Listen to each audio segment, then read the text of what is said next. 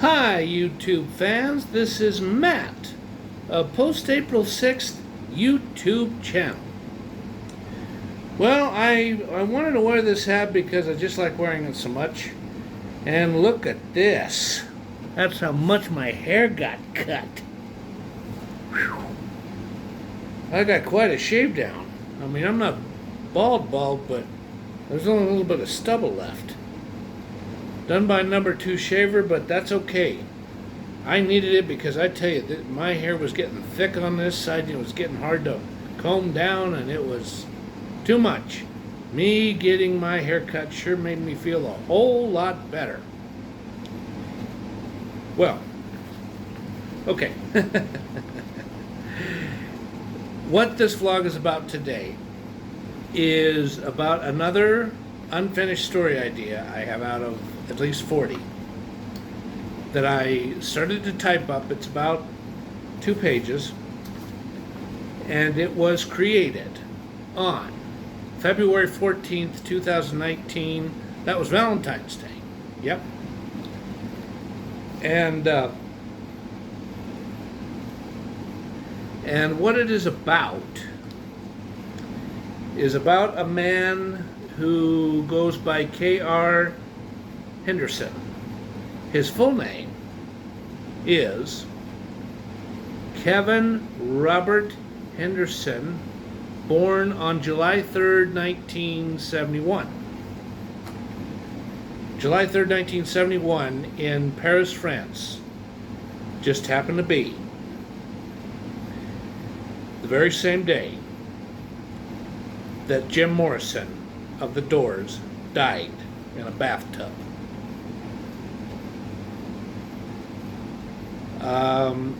Even though this is a little off the subject, I'll just make a brief statement about it. There's a lot of people that are convinced it was a heroin overdose. It just might have been, but I strongly suspect it wasn't. I think what it really was cardiac arrest, or cardiac arrhythmia, or if it wasn't one of those, it was a fatal heart attack that got him, just like that. I mean, he was dead within less than 30 seconds because it was such a massive heart attack. Okay. Now let's get back to this. Okay. I have given this an examination, and it does not state clearly where this is located, meaning where K.R. Henderson lives in the state of California. But based on the memory of creating it, I'm pretty sure it's San Francisco. That's why I did that nice intro music. That's wake me up in San Francisco, welcome Matt. Even though he and I have even though the creator and I have the same name, no, I had nothing to do with creating that song whatsoever. No. I am too music instrumental challenged to be in a band. No, they don't want me. Unless I do this with one of those or go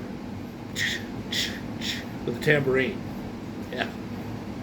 Other than that, the band would stink. It's true. Guitar playing would sound lousy and annoying. So, why don't I just go right ahead and start reading the story? Hold on. Come here, kitty. Come here. Come on. You can sit next to me while I read the story. Come on. Come on, baby. Yeah. Whatever. Okay. Oh, she just jumped up. How about that? Let me put this back so I can feel more. I get more into the YouTube vlog ceremonies. I'll bring that a little closer too. Okay. I shall start reading. Okay.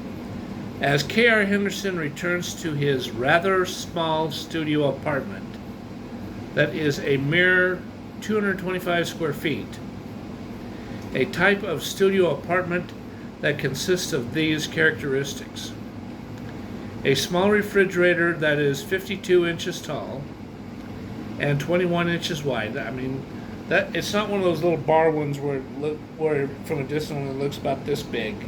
It's bigger than that, but it's not the average sized refrigerator. And the remainder of the kitchen is a 69 square feet kitchenette. Not a traditional kitchen. The oven has 4 small burners, a tiny oven, meaning, below the burners, it's the oven range compartment. It's going to be bigger than a toaster oven, but not substantially bigger.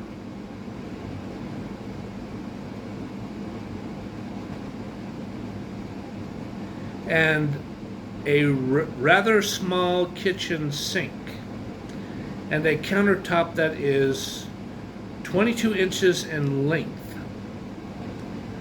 The wooden cabinetry is meager.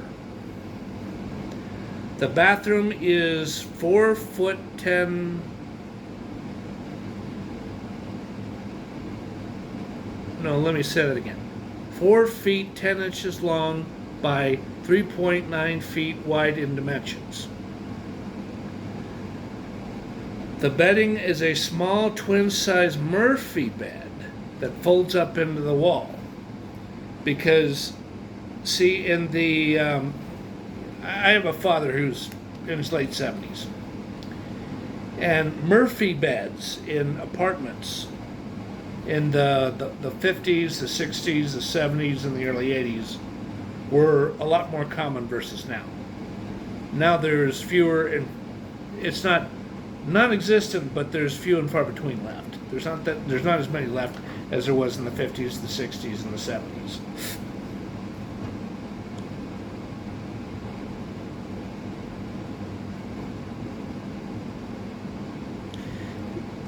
He has a very small hall type closet. I should have said hallway.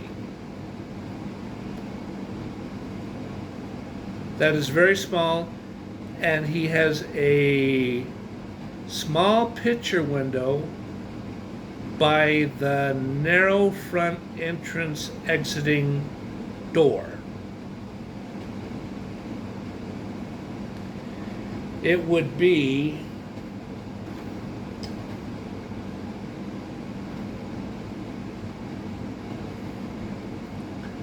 gosh, I'm trying to think.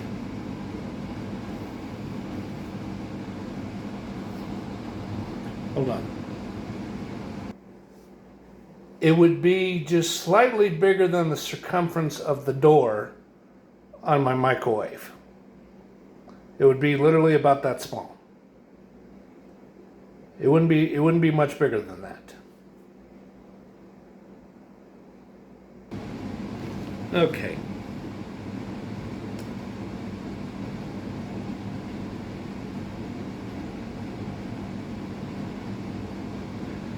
Okay, so let me continue reading. K.R. a.k.a. Kevin Robert Henderson, born July 3rd, 1971, at a private hospital in Vallejo, California. In the morning time of 10:37 a.m., and his birth meant he was 10 days premature. His mother, Cassandra Janine O'Quinn Henderson, born February 4th, 1950. See, what that means is his mother was 21 years old when she gave birth to him.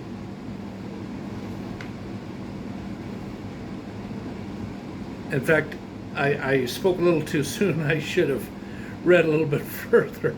And it says, and was age 21.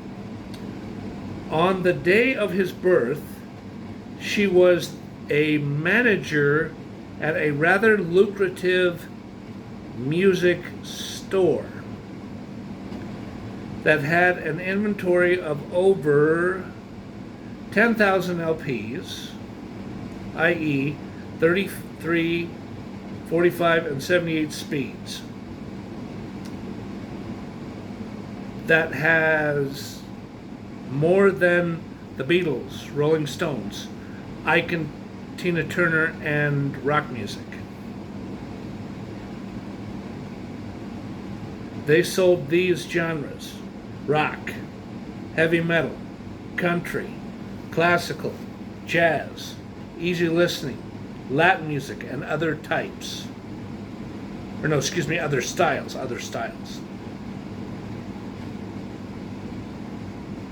Great stereo systems of various forms, reel-to-reel tapes that were pre-recorded, and reel-to-reel blanks.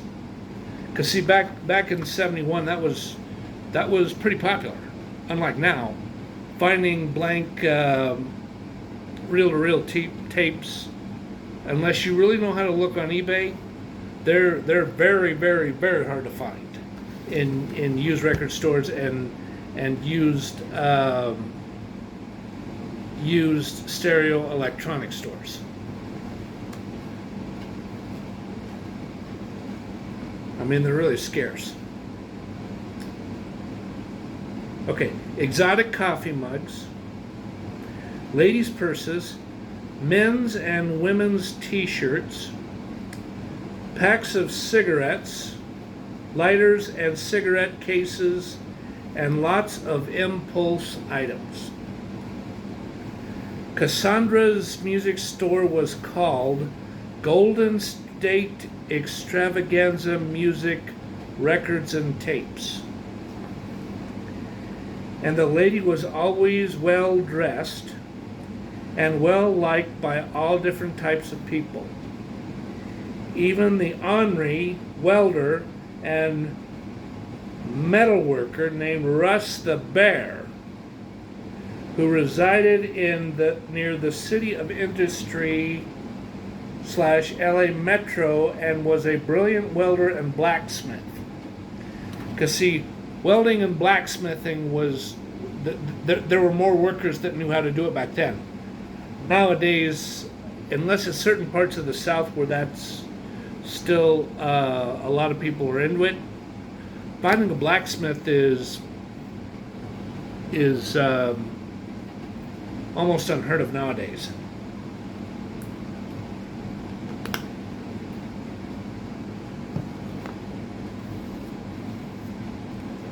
Russ could put away a slab of ribs and be hungry a couple of hours later because he was a big, heavy-set, burly man. And I mean, he was muscular and he was fit and he was energetic, but boy, he could really put it away when he wanted to eat. Okay. KR, as he liked to be called, after he returns home after dropping 8 envelopes into a nearby U.S. postal blue box that consisted of 4 different casserole recipes for entrees like hash browns, chili, cheese, bratwurst dogs, Philly cheesesteak, and French fries and enchilada casserole too. He sent these items after 8 different people bought them on his online website, and I don't know if this URL exists, but for the sake of the story, this is what his domain name is. KR'sCookingSecrets.net. After he returned, he proceeded to call on his rotary candlestick phone, a 24-hour hotline, to refill important prescription drugs that he was eligible for under Colorado Low-Income Assistance Services, so that he could refill these 4 prescription drugs. I really shouldn't mention prescription drug names, but I'll make an exception this time because I've done it before and I think I can get away with it. But, talking about my own stuff, unless I get approval from the American Medical Association, I really better not take the risk. It's way too risky. Okay, 4 prescription drugs, which would be propanol, lithium, lithium's an antidepressant, rosuvastatin, calcium, and Montelukast sodium. He called this service because he was approved to get these prescription drugs with a 0.00 copay. I mean, free of charge.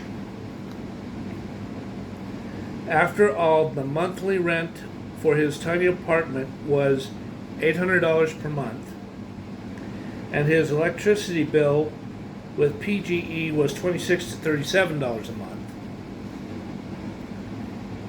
It was a good thing that he was earning $1,700 a month from a trust fund received from the estate of his late father, Eric Stephen Henderson,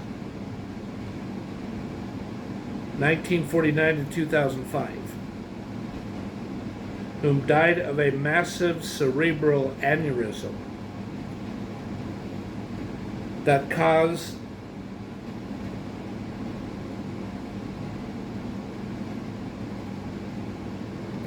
of his father's death while he was leaving his plush office job as a CPA, and he was in he as no as let me say it again, as a CPA, and as he entered the elevator he began having a serious headache and collapsed and began making a lot of noises as he was having lots of blood squirting from his eardrums and in terrible pain. KR's earnings were not very much despite his popular webpage. He only made about $300 a month from the business venture. The call to CalCare Medications Division was a difficult one. He called the one number 4 times from 10:30 to 10:45 and always got a busy signal. Finally, when the call went through, there were 11 rings until a lady picked up. As she started the speaking, "Hello, this is CalCare Prescription Medication Services. You have reached Danielle. Technician ID 09873124. How may I help you?" And she had a very beautiful female voice. And KR smiled and said, "Hi, you must be new to CalCare. I believe this is the first time we have spoken to each other." And Danielle proceeded to respond to what he said. He immediately noticed how beautiful. Wait a minute, let me say it again. He immediately noticed how beautiful her voice was, and then she said, "Yes, I just started working here a month ago. Are you a patient of ours? And if you are, what is your name and ID?" Then KR Henderson, that's not what was said, I'm sorry. Then KR responded to her question despite the fact he was aroused. "Yes, I've been a patient or a client since January 10th, 2006. Then Daniel responds, "Oh, what is your name and identification code?" KR answers, "My name is Kevin Robert Henderson. I was born July 3rd, 1971, and my code is 95408-CCAL 4155. And I like to be called KR."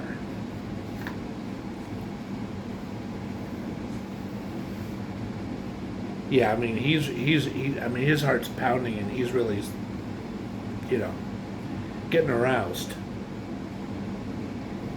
And his face is red. And his pupils are dilating and he's getting a little bit of he's getting a little bit of sweat up here.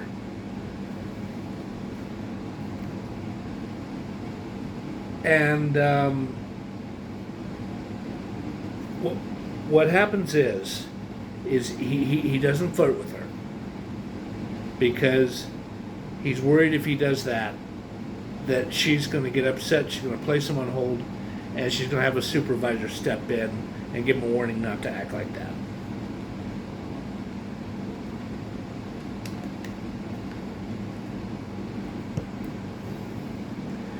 And then what he does is he states the medications that I just spoke about. And she offers, because in real life, this probably will not be invented, but maybe in the future it will be. It's a special little bottle, about this big, literally, and about roughly about that big around. A sample of 20 tablets of 91 gram heart care aspirin, low-dose aspirin.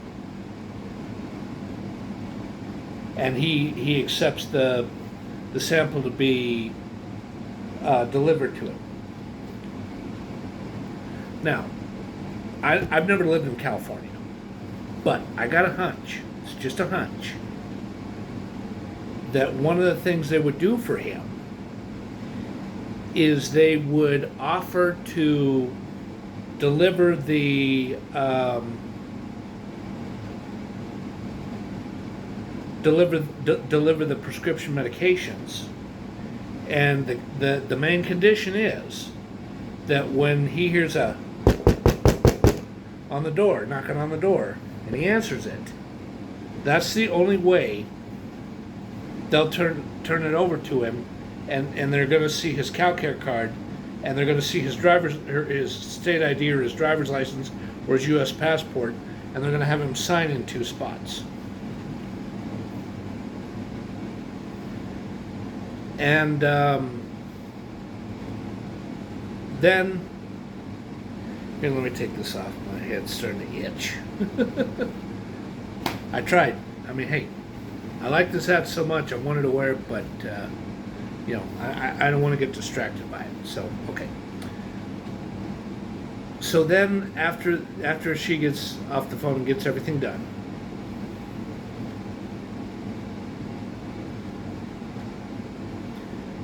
well, I'm not going to say this on the air, but he goes to bed and he does a little something with himself that relieves the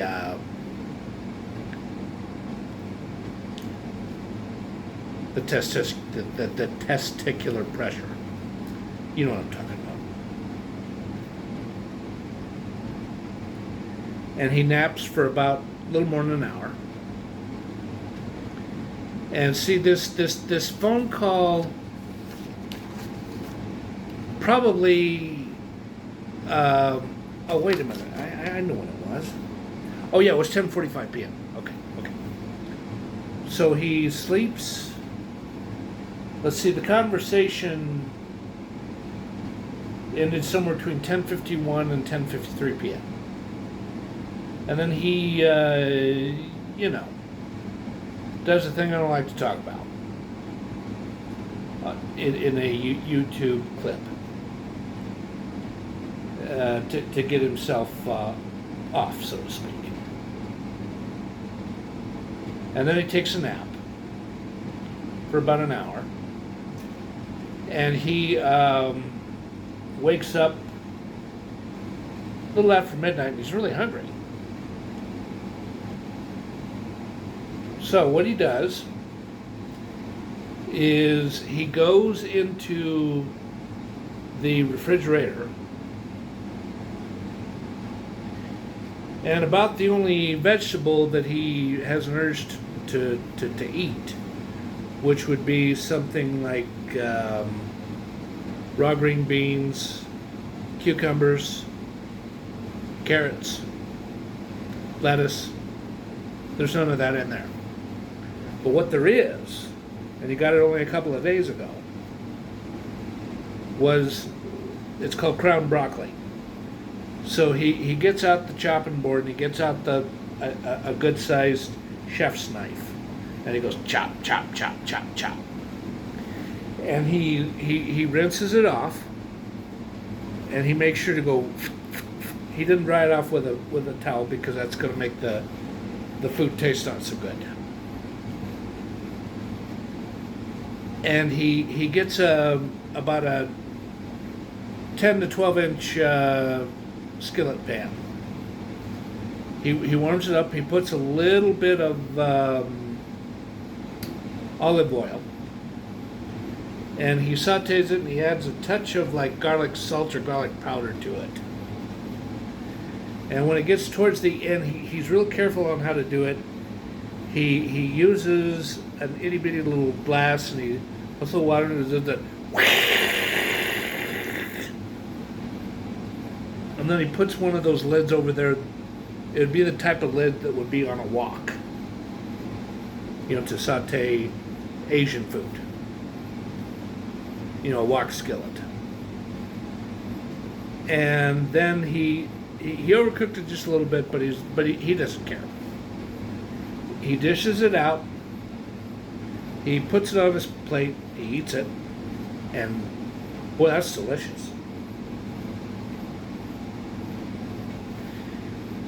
And he doesn't want to drink any coffee because he doesn't want to be up all night. And he goes in the freezer, and he makes sure to look at the expiration date on there. He finds some pineapple juice, and he gets out one of those 2 to 3 quart pitchers, and he stirs it up, and he has a glass of that, and he turns on his I think based on the fact that he's on a limited budget, he turns on a smart TV. That's only about 10 to 12 inches. Yeah.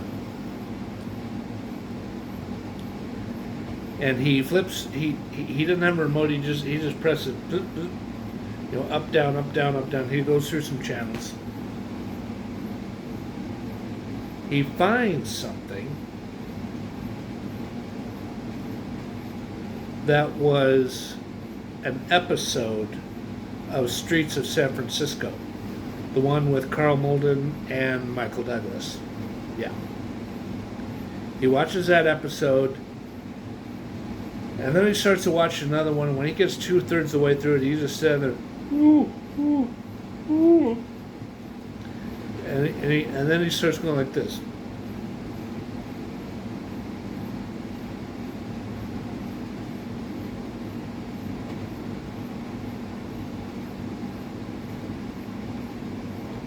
And then right as the credits roll, he shuts off the TV. He takes one of his medications. It would probably be something that would be taken twice a day. It'd either be the allergy medication or the lithium, which is an antidepressant.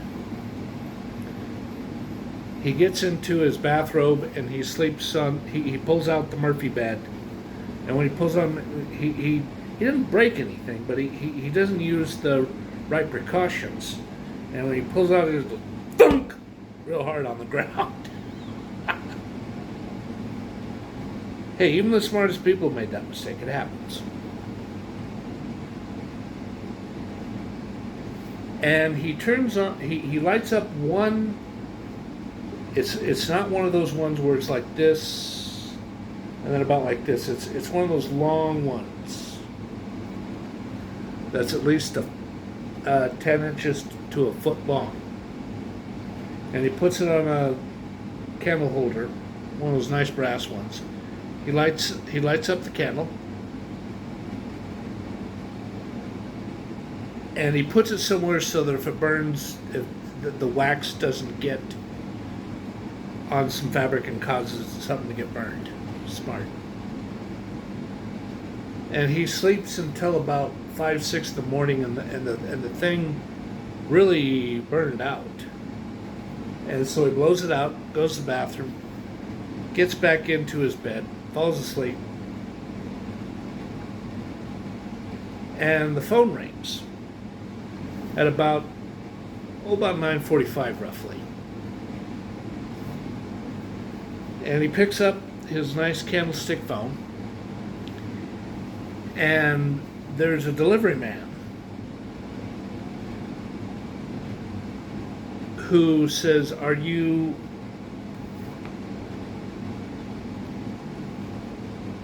I think one of the many street names out there, and I mean many, would be either California Street or Sea something Street. Sea View, Seaside, Seaweed, Sea whatever. SEA, not SEE. Ocean, body of water related, ocean related. And he says, "Yes, I am. I'm an apartment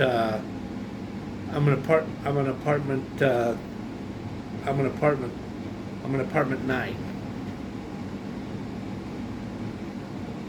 He says, "I'm not too far away from the flagpole that is about 15 feet away from my apartment." He says, "Okay." He says, "Yeah." He says, "Stay there." He says, "I'm going to be there to deliver. I'm to deliver the medical supplies that I have to deliver." And he says, "What are the medical supplies?" "Sir, I'm not allowed to say over the phone. It's against the law. It's against the law in the state of Colorado.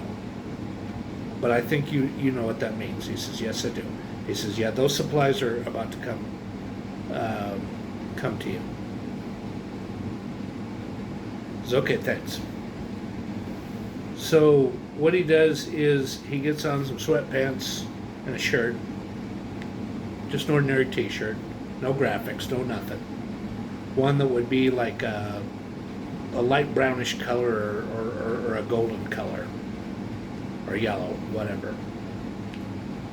And he hears a on the door.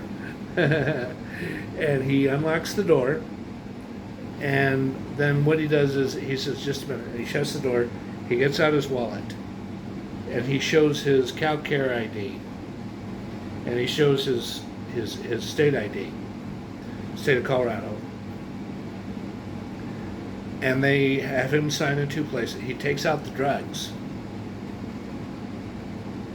The one thing that should not be in there is in there. It's a note from Danielle.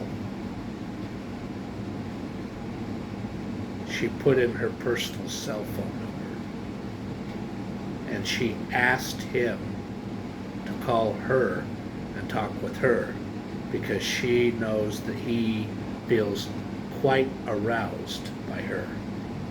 I mean, even though he was acting accordingly and not saying words he was not supposed to say, and try not to talk in tones that would be a giveaway, a tell. She knew. Good old-fashioned woman's intuition told her. Or if it's not good old-fashioned woman's intuition, it's the type of women's intuition that most women in the world are born with. Not in just the United States, the world. Period. Okay. And he thought, he folded it up and he put it in his wallet.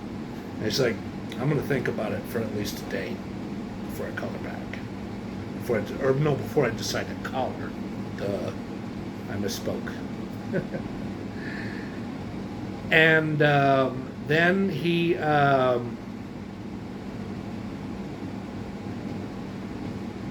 puts the prescription drugs away in this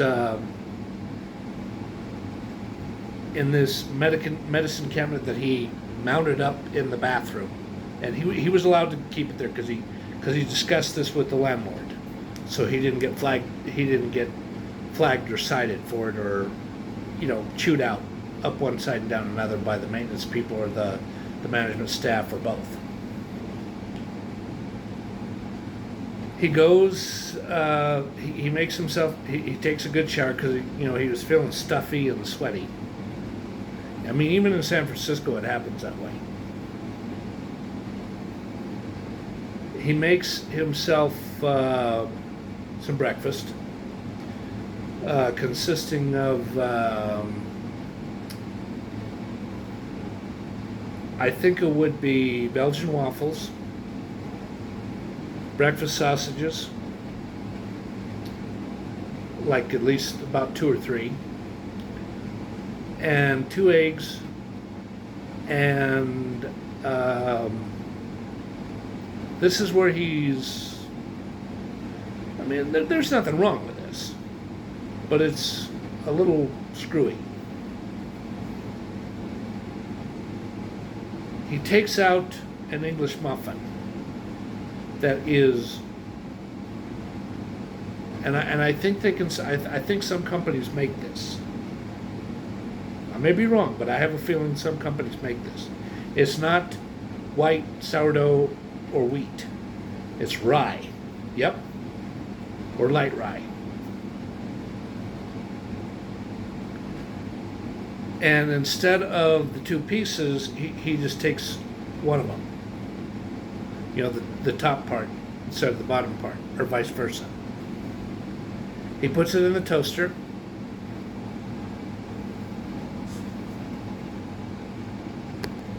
He puts it in the toaster and he toasts it. And he proceeds to do all the other cooking that he needs to, and he pops it in the toaster, puts it on low, just to heat it up a little bit more and get that nice, fresh flavored taste. And he applies a little bit of margarine, a little bit, and he applies some about the average type of margarine on the Belgian waffles. That were in the freezer that he toasted. And he eats breakfast. And then he starts looking at emails. And all of a sudden, instead of like 4, 6, 8 orders, there are 10 orders. So he has to get out these special templates and print and pull up the temp, the word file, or the file that you would use, or a PDF file that you would use with a PDF reader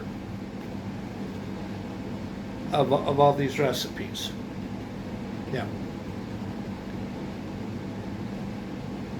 And he, on some of them, it's all done on one 4x6 index card, but on other ones there's other instructions. So he prints out the one side, and then he has to put it back in the printer exactly the right way and print it out, because you put it in the wrong way, the first page and the second and the opposite side, the second page, are gonna mesh together, and it's gonna make you look really stupid and really sloppy. Can't have that going on. So he prints them all right, and he prints out the invoices, and he prints them out, and he puts them in these nice 6x9 envelopes, and he makes sure to put his company logo on there, and he for the return address, and he puts on the things, and he weighs every single one of them, and he puts the postage on the ones, because he's got a whole bunch of stamps, And then all of a sudden, the phone rings. And he picks up and goes, hello? Hello? Hello? Hello? Who's there? Hello? Click. You know what I think it was?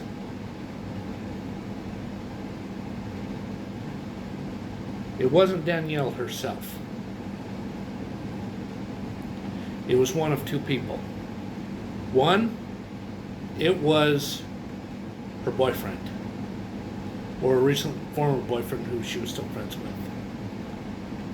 Two, it was with her brother, who is nothing but a overly pushy, ill-mannered, narcissist piece of crap. I mean, a real bad dude. Not a good brother at all. Yep. That's what I think. Well,